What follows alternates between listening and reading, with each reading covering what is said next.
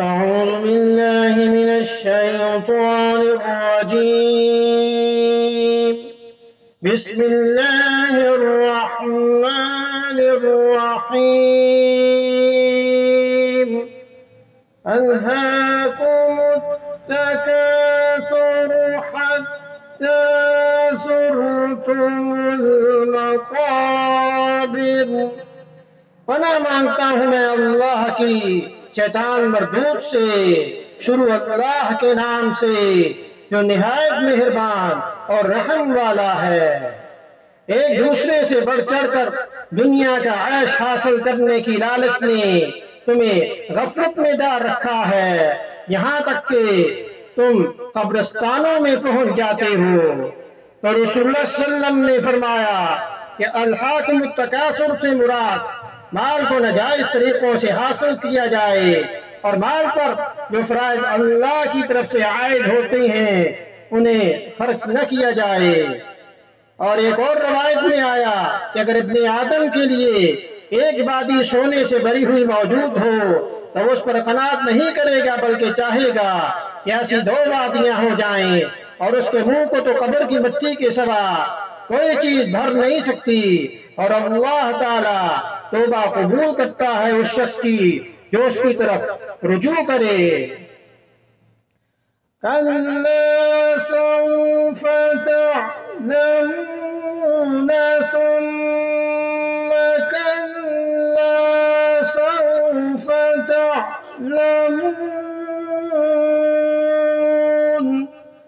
ہرگز ایسا نہیں چاہیے کہ تمہیں ان قریب سب پتہ چل جائے گا، پھر سن لو کہ ہرگز ایسا نہیں چاہیے تمہیں ان قریب سب پتہ چل جائے گا۔ کَلَّا لَوْ تَعْلَمُونَ عِلْمَ الْيَقِينِ لَتَرَوُنَّ الْجَحِيمَ۔ ہرگز نہیں، اگر تم یقینی علم کے ساتھ یہ بات جانتے ہوتے تو ایسا نہ کرتے۔ یقین جانو تم دوزخ کو ضرور دیکھو گے۔ ثم لترونها عین الیقین۔ پھر یقین جانو کہ تم اسے بالکل یقین کے ساتھ دیکھ لو گے۔ تو عین یقین سے مراد وہ یقین ہے جو کسی چیز کے مشاہدے کے بعد حاصل ہوتا ہو، اور یہ سب سے اعلیٰ درجہ یقین کا ہے۔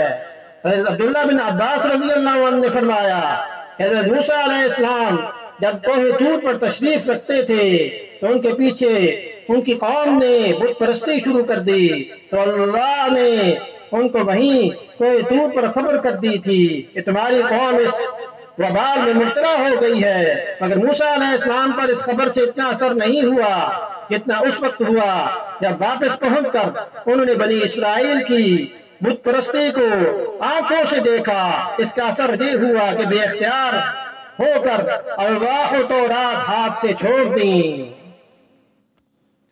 ثم لتسألن يومئذ عن النعيم۔ پھر پوچھیں گے تم سے اس دن آرام کی حقیقت، نعمتوں کی بابت۔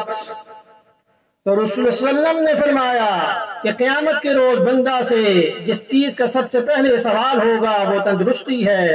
اس کو کہا جائے گا کہ کیا ہم نے تمہیں تندرستی نہیں دی تھی؟ کیا ہم نے تمہیں ٹھنڈا پانی نہیں پلایا تھا؟ جامعہ ترمذی میں اس کو روایت کیا گیا۔ اور ایک اور حدیث میں آیا کہ محشر میں کوئی آدمی اپنی جگہ سے ہل نہ سکے گا جب تک 5 سوالوں کے جواب نہ دے دے۔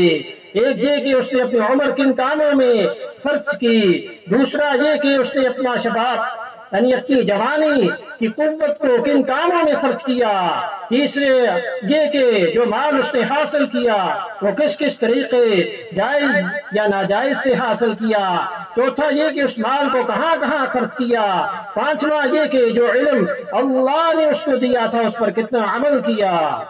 آمنت باللہ صدق الله العظيم.